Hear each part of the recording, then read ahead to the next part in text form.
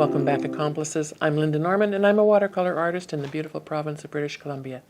Today, we're on part 3 of the 3-part mini Birch series. Part 1 and part 2 were really fun to do. I hope you were enjoying the new angles. Lorenz has got the cameras moving around and getting you in a little closer, seeing what's going on the page, and I think that's going to be a lot of fun for all of us. And part 3. I have the, for those of you who maybe haven't seen part 1 and part 2, I came across this frame. Had some old photos that I had taken in it, and I thought I'm going to repurpose that and maybe do some little birches. So that's the project I've been on. When I finish it, I think I'm going to take it to a little art show and sale that I'm involved in April. So that'll be a little fun addition to my display.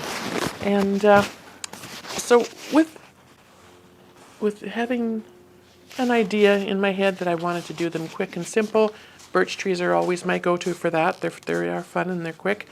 And I thought I would do left, right kind of thing, and then one in the middle. And so this is what I've done so far. This is the first one. And when I look at them, I can sort of sense that there's, the water down here. I just loved the way the Mayan dark blue faded down into the, and dissipated into the white to create that watery effect. And so if one is top and one is bottom, I thought maybe the middle one would be with that lake, if you want to call it a lake, or maybe it's a snow-covered field, I don't know.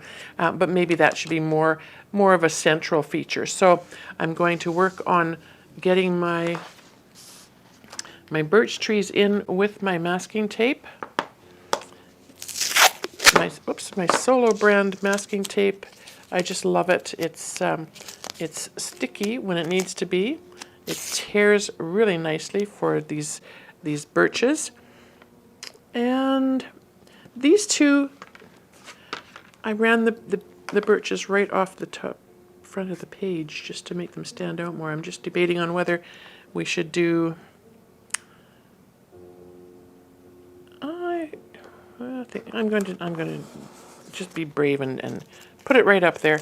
I'll make a sort of a bunch of rocks around the bottom of it, or some shrubs or something, and we'll see what happens. If it doesn't work out, I know where there's more paper. All right.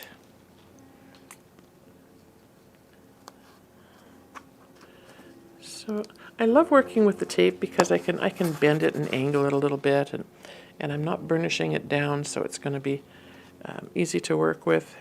I'm going to do 2 there, and I'm going to do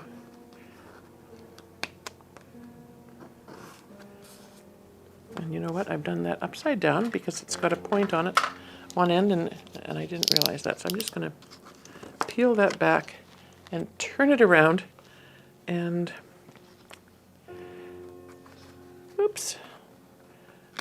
And whatever that little piece is there, I don't know why that is there. What is that? I'll pull it off and see. Oh, I see. It's okay. Well, I thought it would be a branch, but it's going the wrong way. That's fine. All right. I see my tape is pulling off at a bad angle, and that's what's going on here. I think my tape got a little bit frozen. I've been doing lots of workshops and different things, and it has been minus 13 Celsius here off and on, and sometimes when my materials get left in my vehicle for too long, I think that can have an effect. Not sure, just my guess. Just my guess. And yeah, the tape is kind of funny. Now I've got them sort of both leaning the other way towards the left. I'm going to have to change that a tiny bit, I think. And I will do that by bringing that piece there.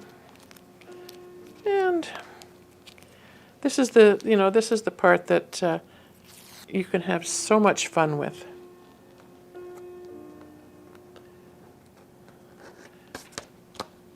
There, we'll bring that up there. And having put that first little guy on there, it just was not meant to be, I don't think.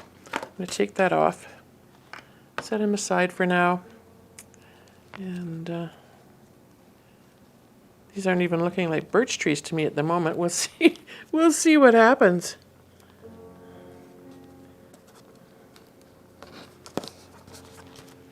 We will see. So, I've been meaning to mention, a couple of you have asked about my tattoos. And for me, they're a very personal thing. And I don't know, I've always wanted a tattoo. I didn't get my first one until I was in my 50s. And in my most recent one, was it this one or the other one? I can't remember. My daughter designed one. I've got one on my calf, and it's a Celtic motherhood knot, and she designed it, and it's got a dragonfly, which is one of my things that I love. And so I got mine on my calf, and she got hers on her arm.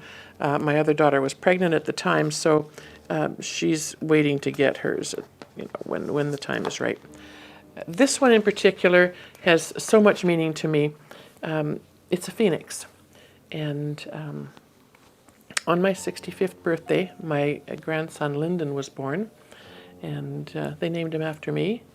He lived just shy of 2 weeks. He had so many challenges that he wasn't able to overcome, and there wasn't a doctor in the world who could help him. And we spent, his hours here, together as much as we could.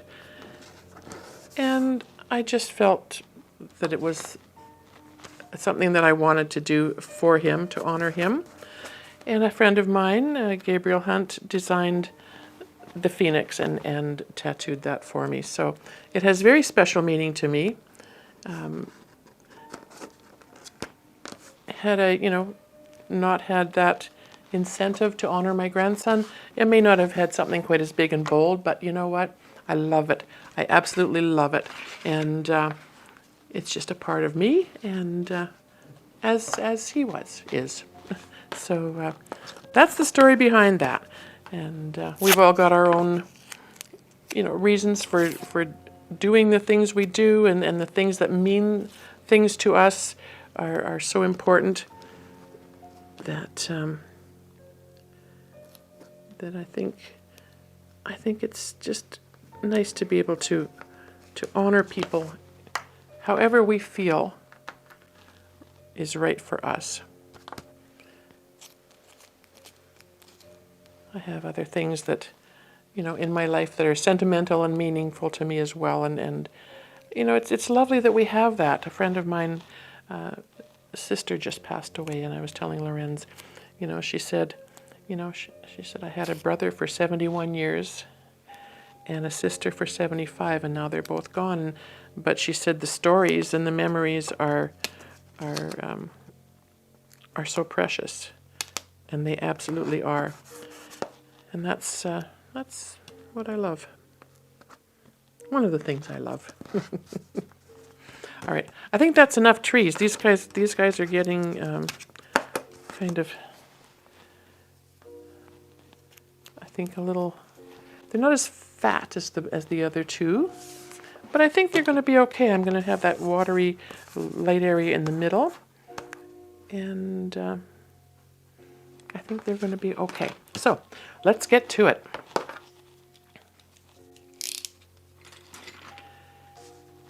With the first two, I did some yellow ochre in the sky with a mixture of ultramarine blue and some Mayan dark blue. Mixed that up.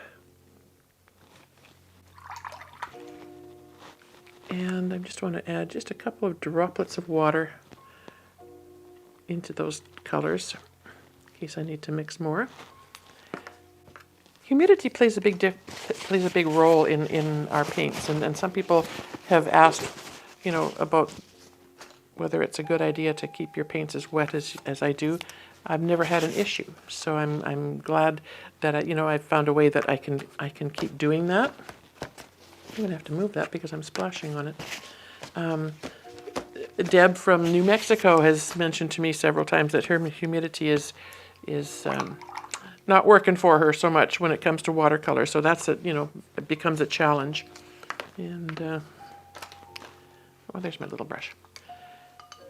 We have to do what we can do to keep ourselves painting, working on these watercolors, and there are products out there. Some people put gum arabic into their water to help keep the moisture. Some even here where we have higher humidity, wet the back of their paper several times, and then wet the surface if it's a nice smooth plexiglass or coroplast or something. And the suction helps to keep the paper down and the moisture through the back. If you've wetted it, let it sit, wetted it again, and then put water on the surface once you've flipped it over and attached it to your board. That keeps your paper moist and workable for a longer time if you're painting wet on wet or wet into moist. All right, so I'm going to go into my, well, I'll keep my smaller brush, that's fine. I've got the page nicely wetted. And I'm just going to wiggle in some yellow ochre. I move this because my arm is sticking to it. And then this lovely mixture of ultramarine blue and Mayan blue. The Mayan is a nice, rich, dark, moody color. The ultramarine is quite a bit brighter. And just add a bit more bright to that one side, perhaps. And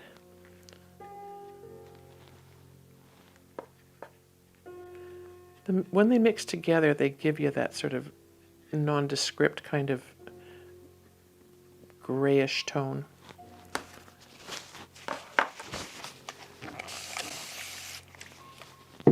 I'm excited to be doing a show in April. It's going to be a mixture of art and I think some craft and some. I've got friends who do beautiful beadwork and photography and there's just so many creatives that I know and aside from visual artists, musicians as well. I count myself, to be one of the very fortunate ones who gets to experience so much beauty in so many forms from the people that are around me. Just thought I wanted to add a bit more brightness to this sky, and it is going to dull down once it dries, of course. So I'm gonna leave that. I kind of like that amount of color, and then again with my not wet, it's damp paper towel. And I'm going to turn it because I don't really want to maybe add more of the yellow ochre. But and then just a few taps out to give those clouds and that sky a little bit of interest. Now if I'm going to have, this tree is going to have some kind of an embankment. So let's get our Mayan dark blue in here and see if we can't create a place for these trees to sit.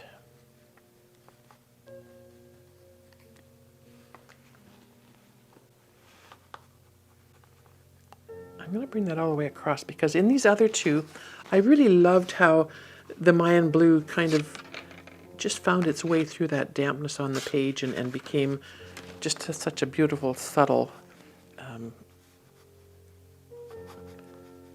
effect. It just became its own entity. And then I'm gonna wet this bottom part just a little bit more and encourage that to run slightly. This side of this page is a little irregular, but that's going to all sit behind the matting once we get that there. And while that's moving down the page, I think I'm just going to go in with a little bit of the undersea green, bringing a little bit of lightness to the foreground. I don't want these trees in the background to be overpowering and take front and center, so I'm just going to give them just a little bit of attention, not a whole lot. I try to make them a little bit irregular, make some higher, taller, some less, some fatter.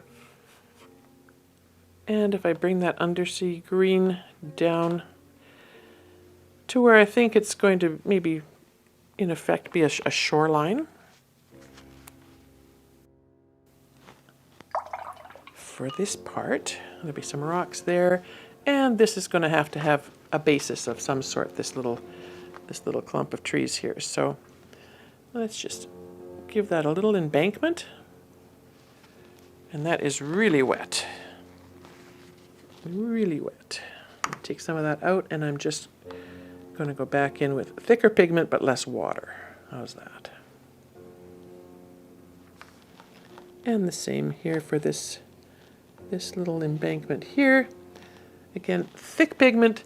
There's already enough water on the page. I added that extra water so that Mayan blue would run down, and I'm going to tip it up. Just turn it this way so you can see it. And just let that run down the page.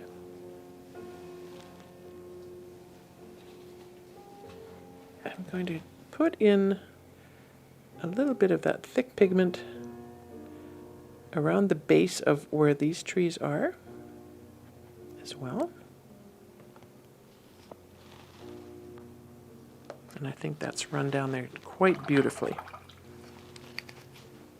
So just to keep things consistent, I'm going to bring a little more of the undersea green into the blue at the base of this tree, and a tiny bit here.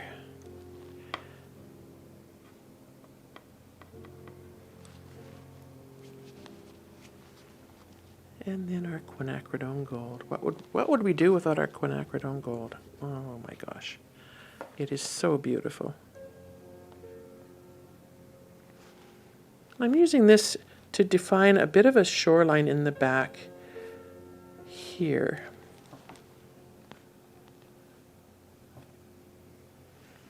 And we'll put a tiny bit just underneath this tree in this rocky area where I've put the Mayan dark blue on this bit of land, this bump of land underneath these trees. It's the Mayan blue and the undersea green and the quinacridone gold are finding their way up into that moisture on the page. So you're almost getting a natural display of maybe some grasses and some softer things working out over top of that water's edge. Okay. Now, it is all very thick pigment, very dark. I'm going to take my paper towel and set it on as I normally do, just to pick up whatever is big and heavy on the surface. And then if I go in and just lightly dab in a few places, if you dab too much, just go back in, and it's almost like negative painting, right? You're just going to drop in a couple of dark shapes, and they'll become shadows. I kind of want this area here to be more of the lake or the water or the, I don't know, snowy meadow, whatever that light part is. So I'm just wetting my brush and going back in, and I'm going to just pull a tiny bit of that away with a damp brush. It's not a thirsty brush. So you clean it, you dry it with the towel. Nothing, I mean, you don't want to make sure that it's bone dry. You want it damp enough that it's going to be able to work across your page. And I just want to clean out a little bit of the blue without damaging this edge where it's coming down softly into the whiter part. And I can bring a little bit of that color down further as well.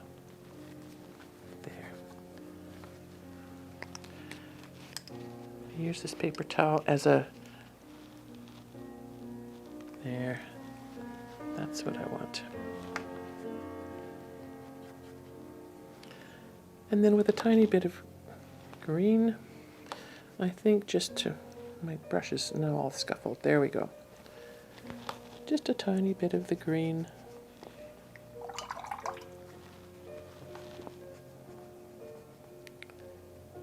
For our shoreline, and I'm going to push that up into the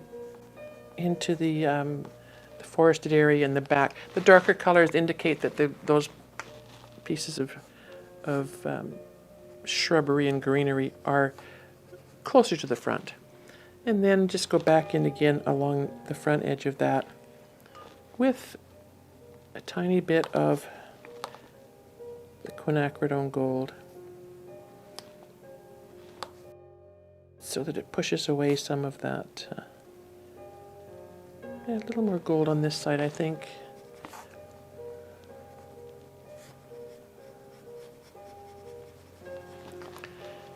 Now, in the other ones, we did use a plastic tab in just one of them. So I could... Some of this will be, of course, covered by the matting.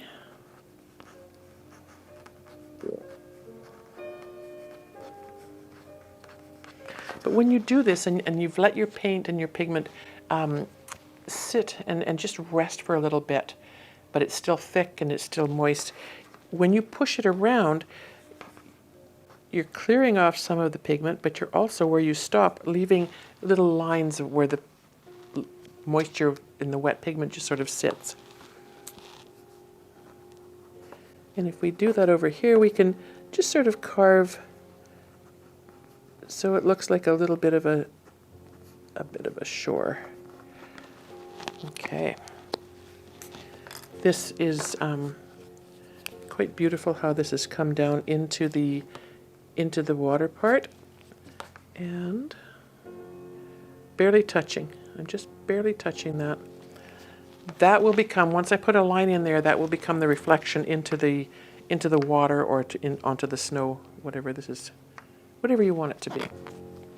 All right, get rid of some of that gold paint there. Lighten it up a tiny bit. I think that paper towel is done. Let's work at getting this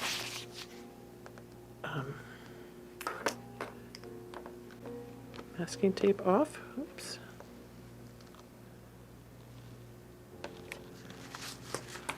Just going to get my there it is.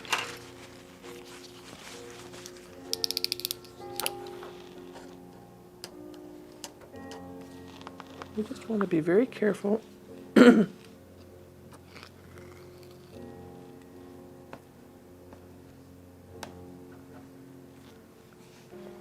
can see where the paint has sort of worked its way through under the tape, and that's just fine.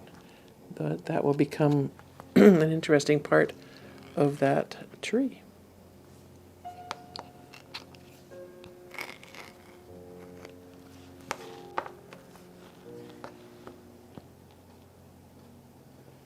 Be very careful using a knife like this because you don't want to scratch your paper.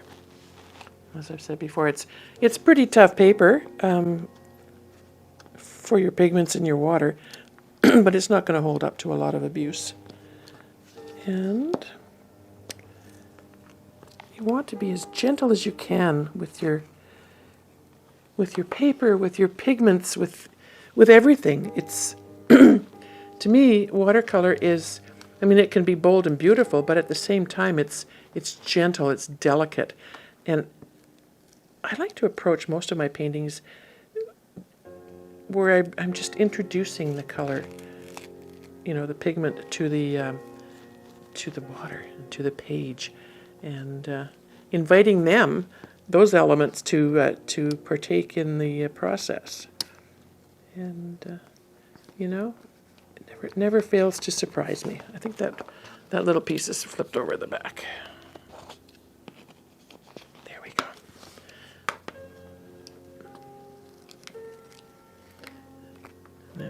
normally, as I say, I would leave this until, this is dangerous, pulling it into the open painting area. So we don't want to do that, just in case for some reason it wants to catch and lift your paper.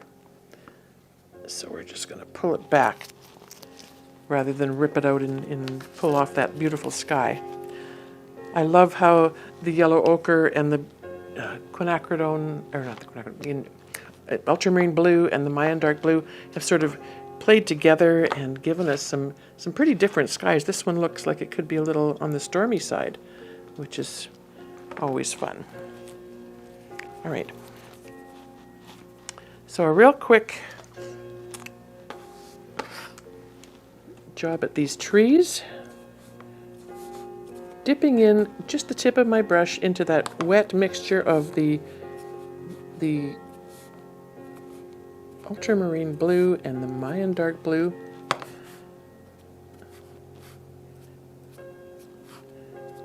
And just, I'm going to have to clean that off.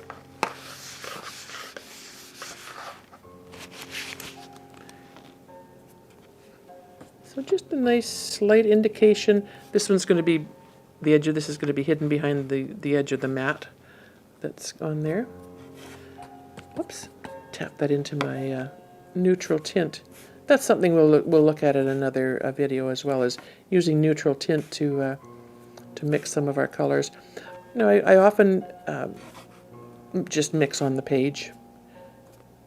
Just with these Daniel Smith colors, especially, they're so gorgeous, and they're already multi-pigmented, many of them, and the granulation that creates. The formulas they use are absolutely perfect for the way I paint. And whatever you're using, you know, it's something that I would encourage you to explore. Build that relationship. Whatever paints you decide that you are going to be using for whatever reason, learn what they can do for you. See how they play with the water. See what they do together, and use different techniques. Some people use salt. I'm just not a fan of the salt. I prefer other ways of getting the looks that I want, and I think maybe the style that I paint doesn't lend itself so much to the salt technique, but it's gorgeous, and it can be used in you know, in so many creative ways. Plastic wrap, granulating fluid, masking tape. I often will go to the local dollar store with the grandsons, and they'll be looking at toys, and I'll be looking at, I wonder how I could use that in my studio. What kind of a mark would that make? What would that bring, you know, to the picture, to the painting? Now I put some yellow ochre in the lid here of my little palette, and now I've got too much on my brush.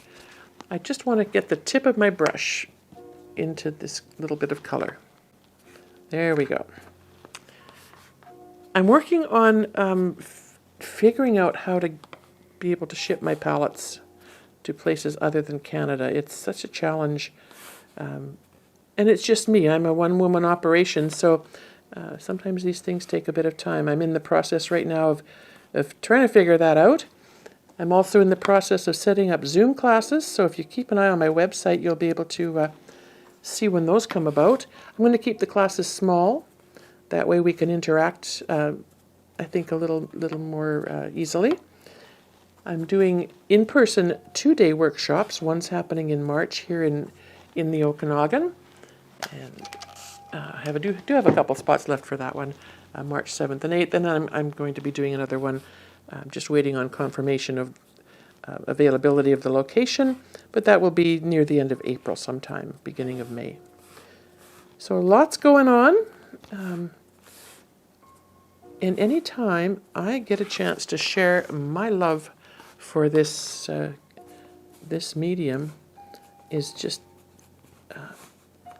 something I want to take advantage of. I want to be able to hopefully inspire anyone who has even the slightest interest in checking out watercolor to really give it a go. Try it out. See what can happen. Test out your brush skills. And okay, so I did those trees pretty quickly, but I just wanted to get them in there because I want to deal with these trees that are sort of, you know, they're just coming into some dark color there. So, and the way I do this is, because it's dry there now, I'm going to go in, and I think I'm going to mix a little bit of my undersea green in with this liquidy ultramarine blue and Mayan dark blue, just to get some interest happening. Just on the tip of my lemons and goat hair 1.5 inch goat synthetic blend brush. If you've got a rigger, anything with a fine point, you know, just get in there and just sort of create some interest around the bottoms of these trees. Doesn't have to be too elaborate. Oops. You could let's just get some more green in there. It's a bit thick. If you were to just add some pigment around the bottom of there, and take the corner of your plastic tab, you could take the tip of a smaller brush at the end of it, and just flick through it. You're going to get some interest happening. You're going to get some things that look a little bit like twigs and sticks, and then make the odd one perhaps. Whoops, that's a little bit dry. And this is something you'll learn the more you practice. The more brush time you get in, you will learn even what the amount of pigment and water feels like on the tip of your brush when you're ready to you know, make some fine lines or do something different, right?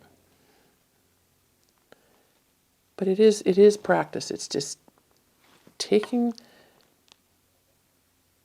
it one step at a time, getting yourself used to what this feels like in your hand.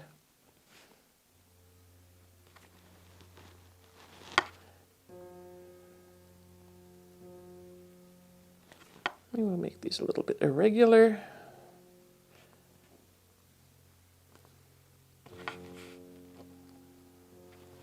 And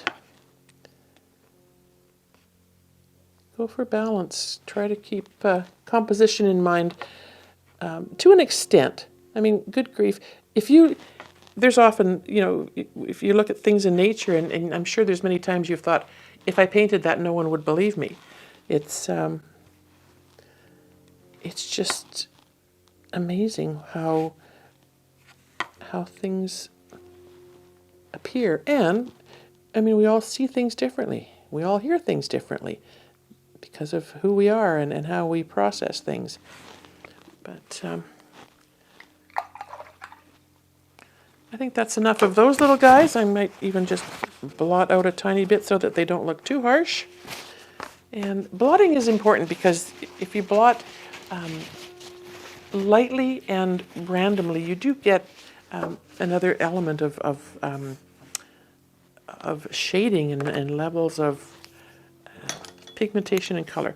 So the last thing I'm going to do with this one is just like we did on the first two, is I'm just going to go in and damp brush and just pull out a tiny bit to indicate a shoreline perhaps. You don't really want a harsh, heavy white line, but you do want it a little bit lighter perhaps.